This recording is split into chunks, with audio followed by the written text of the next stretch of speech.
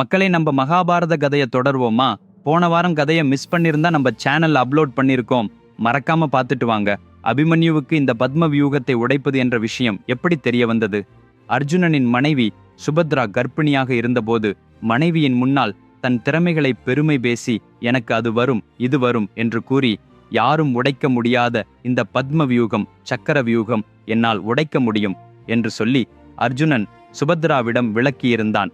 அப்பொழுது கர்ப்பமாக இருந்த சுபத்ராவின் வயிற்றில் வளர்ந்து கொண்டிருந்த அபிமன்யு அர்ஜுனன் சொன்ன கருத்துக்கள் அனைத்தையும் கேட்கின்றான். ஆனால் அர்ஜுனன் வியூகத்தின் உள்ளே எப்படி பிரவேசிப்பது என விரிவாக சொல்லிவிட்டு, இப்போ யாருக்கும் சொல்லத் தெரியாத இந்த வியூகத்திலிருந்து வெளியே எப்படி வருவது என்பதை இப்போ சொல்லிவிடுகிறேன் என்று சொல்ல முயற்சித்தவுடன், அர்ஜுனா, என்னம்மா மனைவியுடன் பேசிக்கொண்டே இருக்கின்றாய்? நம்மிடம் இன்னும் நிறைய வேலைகள் இருக்கிறது என்று வந்த ஸ்ரீகிருஷ்ணர் அர்ஜுனனை உடனே அழைத்துச் சென்று விட்டார். இவ்வாறு அபிமன்யுவுக்கு கிடைத்த அறிவு வியூகத்தின் உள்ளே செல்லுவது பற்றியது. ஆனால் வெளியே வரும் வழி அவருக்கு தெரியாது. அப்படி கிருஷ்ணர் ஏன் அபிமன்யுவிற்கு திரும்பி வரும் முறையை கூறவிடாமல் தடுத்தார்? இதற்கான காரணம் குருக்ஷேத்திர போரின் முக்கிய நோக்கம் மற்றும் ஸ்ரீகிருஷ்ண பரமாத்மாவின் சங்கல்பம். அது இரண்டாம் வகைப்படுகிறது. ஒன்று, தர்மத்தை பாதுகாக்குதல். இரண்டாவது, பூமியில் சமத்துவத்தை நிலைநிறுத்துதல். நீங்கள் கவனித்தால் கிருதயுகத்தில் தேவர்கள், மனுஷ்யர்கள் என்பதில் ஒரு பெரும் வேறுபாடு இல்லை. எல்லாரும் எல்லாருடனும் சாதாரணமாக பேசுவார்கள். ஆனால் திரேதாயுகத்தில் தேவதைகளுக்கும் மக்களுக்கும் உள்ள உறவு 90% குறைந்துவிட்டது.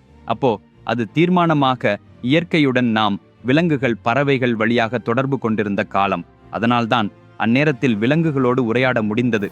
அதே போல ஆஞ்சநேயர், ஜடாயு போன்ற உதாரணங்கள். பின்னர் துவாபர யுகத்தில் நமக்கு இயற்கையுடனான உறவும் 90% குறைந்து போய்விட்டது. மனுஷர்கள் ஒருவருக்கொருவர் பகைப்பட்டு சச்சரவு செய்யக்கூடிய நிலையிலிருந்தனர். அதுவே இந்த குருக்ஷேத்திர போர். இப்பொழுது கலி யூகா. மனிதன் தன்னுள்ளேயே போராடி கொண்டிருக்கிறான். மனம், உடல், ஆத்மா, சொல் என்ற மூன்றுக்கும் ஒருங்கிணைவு இல்லை. ஒன்றுக்கும் மற்றொன்றுக்கும் நெருங்கிய தொடர்பு இல்லை. கிருஷ்ணருக்கு தெரியும், துவாபர யுகத்திற்கு பிறகு பூமியில் சராசரியாக மனிதர்கள் மட்டுமே இருப்பார்கள். ஆனால் அதில் ஒரே கண்ணாக ஒற்றுமை இருக்க வேண்டும். அதாவது மனிதர்களின் அறிவு, பண்பாடு ஆகியவற்றில் சிறிய மேல்நிலையோ கீழ்நிலையோ இருக்கலாம். ஆனால் சக்தியின் அளவில் யாரும் அதிகம் அல்லது குறைவாக இருக்கக்கூடாது. ஏனெனில் சக்தி வாய்ந்தவர்கள் இருந்தால் அவர்களாகவோ அல்லது வேறு யாராவதோ அவர்களை ஏமாற்றி அந்த சக்தியை தவறாக பயன்படுத்துவார்கள். அதனால் சக்தி வாய்ந்தவர்கள் ஒட்டுமொத்தமாக கூடி பெருமளவில் நின்றுவிடுவதை தடுக்கவே அவர்களை ஒரே இடத்தில் சேர்த்து தர்ம போரில் ஒழிக்கும் முறையை ஸ்ரீகிருஷ்ணர் உருவாக்கினார். அதுவே இந்த குருக்ஷேத்திர போர். நீங்கள் கவனித்தால் அர்ஜுனனை விட அவர் மகனான அபிமன்யு அதிக சக்தி வாய்ந்தவன். துரோணரை விட அஸ்வத்தாமன் சக்தி வாய்ந்தவன். பீமனை விட கடோத்கசன் அதிக சக்தி வாய்ந்தவன். அப்படியே பார்பாரிகன் போன்ற பலர் இருக்கிறார்கள். இவர்கள் அனைவருமே தங்களின் தந்தையை விடவும் சக்தி வாய்ந்தவர்கள். சாதாரணமாக கருத்து போனால், தலைமுறை இவ்வாறு முன்னேறப்பேயானால் அவர்களின் சக்தியும் அதிகரித்து கொண்டே போகிறது. அதை தடுக்கவே சக்தி வாய்ந்தவர்கள் அனைவரும் இந்த யுத்தத்தில் உயிரிழக்க வேண்டும் என ஸ்ரீகிருஷ்ணரின் சங்கல்பம். அதனால்தானே பத்மவியூகம் முடிந்து வெளியில் வருவது எப்படி என்பதை அபிமன்யுவிற்கு சொல்ல விடாமல் ஸ்ரீகிருஷ்ணர் தடுத்தார். சரி, இப்போதைக்கு கடைசி கதையின் மையத்துக்குள் சென்று விடலாம். பத்மவியூகம் நோக்கி படை செல்வதால் முன்பு அபிமன்யு தர்மருடன் நின்று, பெரியப்பா, எனக்கு பத்மவியூகம் உடைத்துக்கொண்டு உள்ளே செல்வது மட்டும் தெரியும், ஆனால் வெளியே வருவது தெரியாதது என்றான். அதற்கு தர்மராஜன், சரி, உனக்கு தெரிந்தவரை நமக்கு திசை காட்டி உட்புகு. நாங்கள் உன் பின்னாலேயே வருவோம். நாம் அனைவரும் சேர்ந்து உள்ளே சென்று கௌரவர்களை சிறைப்படுத்தி அழித்து விடலாம் என்று கூறினார். அப்பொழுது அபிமன்யு போருக்கு தயாரானான். தனது ரத சாரதியான சௌமித்திரருடன் சேர்ந்து பத்மவியூகம் இருக்கும் திசையை நோக்கி வேகமாக பாய்ந்தான். அதே சமயத்தில் அங்கே பாதை நோக்கி ஓர் ஆள் வேகமாக வருகிறான் என்று கிருபாச்சாரியர் துரோணாச்சாரியரிடம் சொன்னார். அதற்கு துரோணர், பத்மவியூகம் நோக்கி வருகிறானா? அது சாத்தியமில்லை. ஏனெனில் அர்ஜுனன் தவிர இந்த வியூகத்தை யாராலும் உடைக்க முடியாது. இப்போது அர்ஜுனன் இங்கு இல்லை. ஆகவே யாராவது ஒருவன் இந்த வியூகத்தை உடைக்க முயன்றால் அவன் தன் மரணத்தையே தேடி வருவான். அது யாராக இருந்தாலும் இங்கே வந்து சம்பந்தமே இல்லாமல் செல்ல மாட்டான். அவருக்கு பத்மவியூகத்தின் பலம் தெரியாது, பாருங்கள் என்று சொல்லி எல்லோரும் கலகலவென பயங்கரமாக நகைத்தனர். அபிமன்யு பத்மவியூகத்துக்கு நெருங்கிக் கொண்டிருந்தான். அதன் எதிரில் இருக்கும் கௌரவச் சேனைகள், "வா, நேராக யமலோகம் செல்" என்று கேலியாகச் சிரித்தனர். இதன்புறம் பாண்டவர் படையினரும், "இன்று நம்மை காப்பாற்றப் போவது அபிமன்யுவோ" என்று ஏங்கிக் கொண்டிருந்தார்கள். மேலாக ஆகாயத்திலிருந்த தேவதைகள் கூட இப்போது என்ன நடக்கப் போகிறதோ என்ற அசரீரி தன்மை உள்ள ஆர்வத்துடன் எதிர்நோக்கிச் சிவந்தன. ஃப்ரெண்ட்ஸ், ஒரு மிகவும் சுவாரஸ்யமான கதையை கேட்டால் அது ஒரு மனிதனின் வாழ்க்கையையே மாற்றி அமைத்துவிடும் என நீங்கள் நம்புவீர்களா? ஒரே ஒரு கதைத்தான். உங்கள் பிள்ளைகள் கேட்டால் கூட அவர்களின் வாழ்க்கைக்கு தேவையான மதிப்புகளை எல்லாம் அறிந்து கொள்வார்கள் என நீங்கள் நம்புவீர்களா? உங்களின் தற்போது இருக்கும் அல்லது வரப்போகும் எத்தனை பிரச்சனைகளாக இருந்தாலும் அதற்கு ஒரு தீர்வு ஒரே ஒரு கதையை கேட்டால் கூட கிடைத்துவிடும் என நீங்கள் நம்புவீர்களா? ஆம், அது சாத்தியமே. இதற்காகவே மனிதகுல வரலாற்றில் எந்த ஒரு மகா வியாபாரத்திற்கும் கீழ்ப்படாமல் எப்போதும் அதி உயர்ந்து நிற்கும் மிகப்பெரிய இதிகாசம் மகாபாரதம். இந்த கதை எந்த ஒரு சூப்பர் ஹிட் திரைப்படத்தை விடவும் 100 மடங்கு மேல் மகத்துவம் வாய்ந்தது. இது ஒரு சவாலாகவே சொல்லப்படுவது. விக்ரமாதித்யரின் மொழியின் எழுதப்பட்டுள்ள மகாபாரதத்தின் முழு கதையும் 2 பகுதிகளாக புத்தகமாகவும் இபுக் வடிவமாகவும் அமேசான் உட்பட 41 ஆன்லைன் ஸ்டோர்களில் கிடைக்கிறது. இப்புத்தகம் உலகமெங்கிலும் 54 மொழிகளில் கிடைக்கிறது. லிங்க்கள் இந்த வீடியோவின் விளக்கத்தில் டிஸ்கிரிப்ஷன் கொடுத்திருக்கிறேன். உடனே ஆர்டர் செய்யுங்கள். ஏனெனில் இது ஒரு சாதாரண புத்தகம் மட்டுமல்ல, உங்களின் வாழ்க்கைக்கு தேவையான முழுமையான நூலகமே. அந்த சமயத்திலே துரோணாச்சாரியர் துரியோதனனிடம், "துரியோதனா, இந்த இளைஞன் நம்முடைய வியூகத்தை உடைப்பதற்கு சம்பந்தமில்லாமல் வந்தால் அவன் பத்ம வியூகத்திற்கு நெருக்கமாக வந்தவுடன் இறந்து போகிறான். ஒருவேளை அவன் மிகுந்த வீரம் கொண்டவன் என்று போனாலும், மரணமேயின்றி உயிர் பிழைத்தாலும் முதல் வட்டத்தை உடைத்து புகுவதற்கே அர்ஜுனனுக்கே 2 மணி நேரமே ஆகிறது. அப்படி இருக்கும்போது இந்த இளைஞனுக்கு இப்படி செய்வதற்கு இன்றைய தினத்தில் முடியாது. என்னுடைய வியூகம் என்னளவுக்கு வலிமையானது என்று இப்போ பாரு துரியோதனா" என்று சொல்லி சிரித்தார். ஆனால் இப்போ அபிமன்யு பத்மவியூகத்துக்கு பாய்ந்து வந்தான். தன் இரதத்தில் நேராக நின்றபடி வில்லில் அம்புகளை ஏந்தி வெளியில் விடத் தொடங்கினான். அந்த அம்புகள் முதற்படியாக முதல் வட்டத்தின் பின்புறம் இருந்த 5வது வரிசையில் பட்டன. பின்னர் 4வது வரிசை, 3வது வரிசை என்று தொடர்ந்து விதவிதமாக அனுப்பினான். அது உள்நுழையும் படையாக விரைந்ததால் அங்கே இருந்த சிலர் உடனே வீழ்ந்தனர். அப்படியே பல வரிசைகளும் அம்புகளால் அழிய அபிமன்யுவிற்கு உள்ளே செல்ல ஒரு காலியான பாதை உருவாகியது.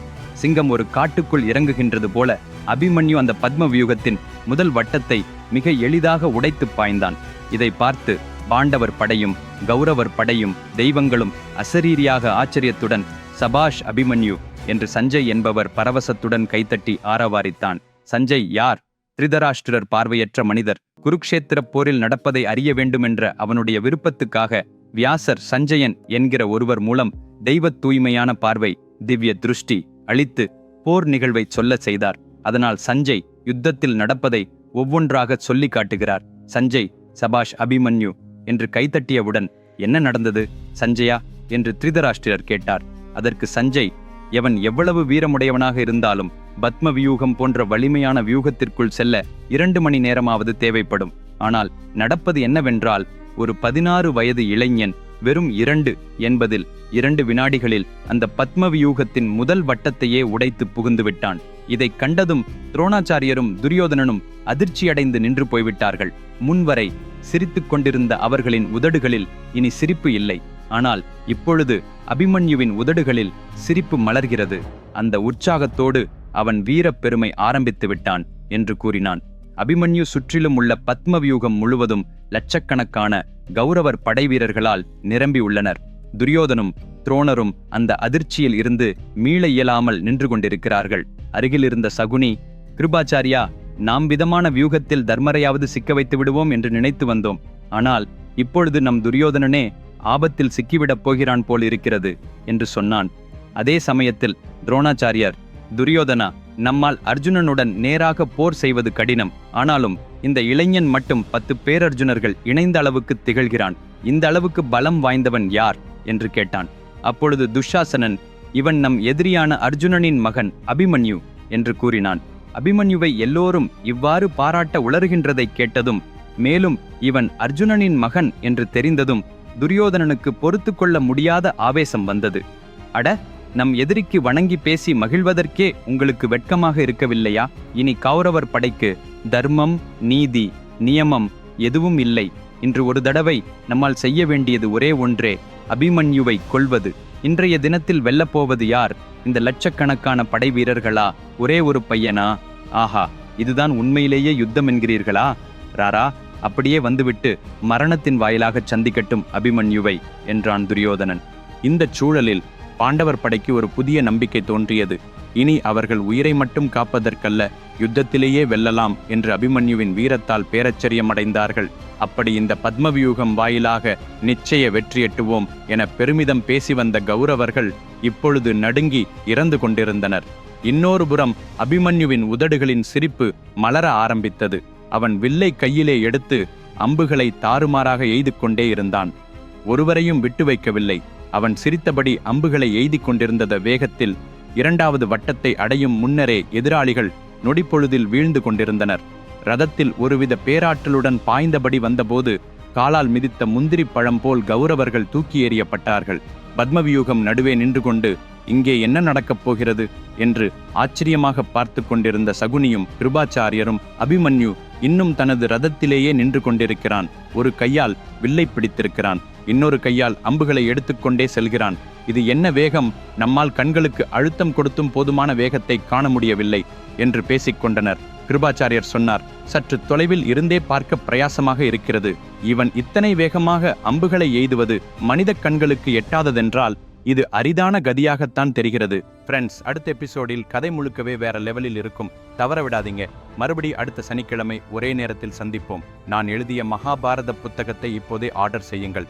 லிங்க்கள் இந்த வீடியோவின் விளக்கத்தில் உள்ளன. அதேபோல் இன்னும் எனது சேனலை சப்ஸ்கிரைப் செய்யாவிட்டால் செய்து கொள்ளுங்கள். பாய்.